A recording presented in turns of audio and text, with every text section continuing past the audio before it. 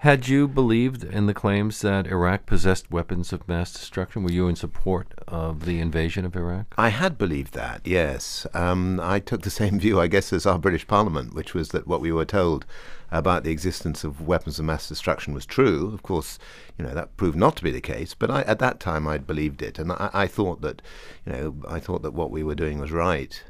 What did the British Foreign Office ask you to do? Well, they wanted me to go out. Basically, my predecessor was a Danish diplomat, and he left the job early. Why? Why had he quit? His name was Ole Wohlers Olsen. Yes, well, he was there for a couple of months, and I think he found that the amount of support that he was getting wasn't good enough, and he said so publicly. So I guess he was sacked. So that put the British in a position of where they weren't expecting to have to do anything in the civilian aspects in the south, and suddenly they were being asked to do so, and that's why I was called up. And the position that you were offered has been referred to as the King of Southern Iraq. Did it give you kingly powers? I'm not talking about the British monarchy, which has no powers. No, well, no, absolutely not. I mean, I think the idea was that with responsibilities on the civilian side and the political side for the 4 southern provinces in Iraq, actually the Coalition Provisional Authority found itself responsible for the whole of Iraq when Saddam's regime imploded.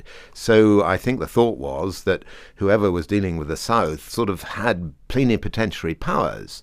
But of course, what we found was that nothing worked, and we weren't really able to fix it. So no, that was no sort of kingship.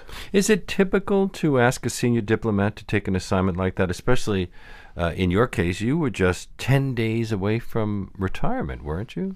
Well, I have to say I was taking early retirement because I'm only a very young man. But no, that's true. Well, a challenge like that of administering a country which had no governance after Saddam fell is unique in this century, and I think probably the last century. Well, I think it's more bears comparison with post-war Germany, post-war Japan.